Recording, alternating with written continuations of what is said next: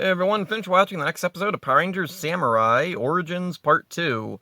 The Rangers are practicing their calligraphy. The Nilox, meanwhile, are talking over their plans. In their dimension, the Nether Realm, the Sanzu River has potential to rise and flood the Earth. If something bad happens on Earth, the river rises. Think it's been rising lately? Back with the Rangers, Kevin and Mike have a brief sparring match before Mia asks them to help her find Emily. They search around the city, and while that's going on, we see a skinny kid getting off a bus carrying loads of bags. A familiar voice calls to the boy, and we see Bulk. The boy is Spike, Skull's son. He's come to stay with Uncle Bulk. They fumble around trying to carry the bags, and Bulk walks into a post. Mia, Kevin, and Mike meet up. None of them could find Emily. They talk amongst themselves, and we learn a little bit about them. Kevin takes being a samurai very seriously, and he's a bit put off by Mike being so casual about it. Mia wants to get married someday. They find Emily in a park practicing her swordsmanship. She awkwardly exposits that her big sister was supposed to be the Yellow Samurai Ranger, but she got sick. After that, Emily took her place and is now determined to live up to her sister's position. Bulk insists to Spike he's going to teach him the ways of the Samurai Rangers. He demonstrates some moves with a kebab, losing all the food on it in the process. He jumps in front of Spike, startling him, which causes Spike to squirt a ketchup bottle all over Bulk. A new Nylok monster, Scorpionic, comes through a gap and an alarm sounds at the Shiba house. Mentor G explains that it goes off to alert of invaders from the Nether Realm. The Rangers head out to battle it. Emily throws her weapon to get rid of surrounding Moogers, and it almost hits Jaden. Scorpionic takes the chance to knock Jaden back, and the Rangers rush to defend him. Jaden brushes off the attack and returns to battle. The others are inspired by his dedication and work together to destroy Scorpionic. They summon the Zords, but they're not strong enough. They try to combine the Zords, but just form a totem pole. They wobble and get knocked over. A second try works, and they form the Samurai Megazord. They fight through some giant Moogers and destroy Scorpionic. They return to the Shiba house. Emily feels bad that she hurt Jaden, but he assures her it's okay. She did well, and her sister would be proud. Mike shows off a new symbol power, Fun. It creates spontaneous confetti and plays a gangster rap beat. Alright. This is a rougher episode than the first, but it's still decent and does a good job of fleshing out the characters. We learn a bit more about the Nilox, but I'm curious why they'd want to leave their home realm at all. Are they jerks that just want to cause havoc? I guess that's a good possibility. The thing in this that really stands out is Bulk's return and the reveal that Skull has a son. I like them fine, but they're very separate from the Rangers. They don't have any interaction with them or the monsters. Personally, I think since Bulk states he already knows of the Samurai Rangers, he means the previous generation, the present team's parents. I think he should have been established as knowing the previous generation, or at the very least he could have been an acquaintance and he's blowing what he knows about them out of proportion. Spike's apparent age has thrown fans. Samurai isn't that far into the future from Mighty Morphin, so how can Skull have had a son in his mid-teens? From what I recall, they never give his exact age, but he appears to be 14, 15, 16. Also, who's the mother?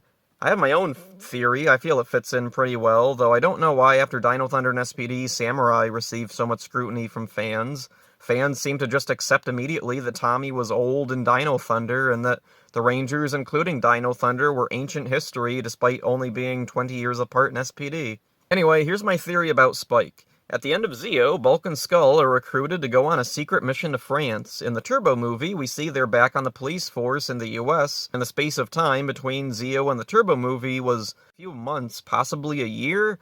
I think Skull met a girl in France, they formed a relationship, things got intimate, but throughout it all there was a language barrier.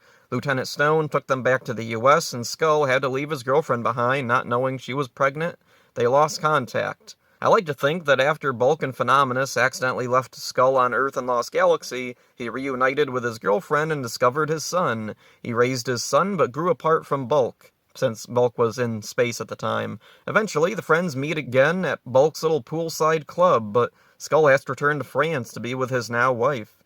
In the present, Skull occasionally sends Spike off to stay with his Uncle Bulk, since Skull is busy with his piano career and travels often. There we go, I like it. I don't know what it means that the comic relief characters that are completely separate are far more interesting to talk about than the actual main characters. The Rangers are fine. I appreciate that we learn about them as individuals, but they're not deep or anything, at least not yet. Some of the actors in Samurai resemble their Shinkenger counterparts. That's always something interesting to notice, whether it's the actors' faces, build, or voice. When Bulk tells Spike he's studied samurai movies for years, the crew missed a chance to reference Samurai Pizza Cats. Bulk probably watched it in between episodes of Bob and the Bottle. The map at the Shiba House has a bunch of names of places, and if you pause, you can read a bunch of them. Most of it's disappointingly standard. I was hoping to find some gag names or references to past seasons.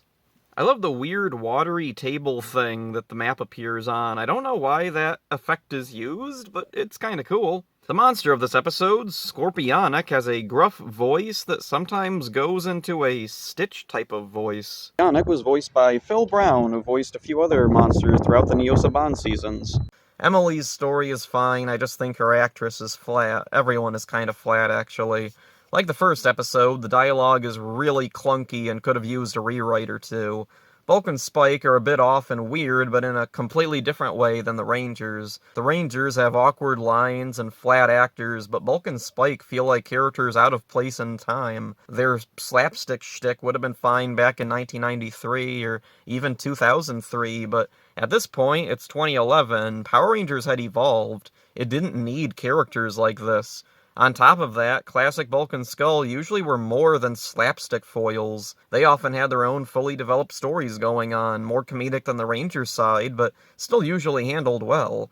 Having them here in this season as well just feels random. What do Bulk and Skull/Spike have to do with Samurai? I know a big reason is because Saban wanted Mighty Morphin nostalgia in their first big return to Power Rangers, but considering what would follow Samurai, I think they should have held off a little while. This episode introduces the Samurai Megazord. I like it. Definitely one of my favorite Zord designs. We get to see the Megazord cockpit as well. It's pretty much just the individual cockpits, but expanded. I really wish the Mega Modes could be utilized outside of the Zords. Maybe the second season of Samurai will do more with them. The giant Moogers in the Megazord battle are a unique addition. I don't think any other season utilizes the foot soldiers for Zord battles. Here's the cast stuff. Bulk was played by Paul Scryer, who played Bulk in many past seasons. Aside from Power Rangers, he's been involved both behind the scenes and on camera for many productions. He also played a character in Hyperforce. Spike was played by Felix Ryan. He had roles throughout the 2010s, but there doesn't appear to be much information about him recently. So that's it for this one. Hope you enjoyed it. See ya. I had to take her place. Wow.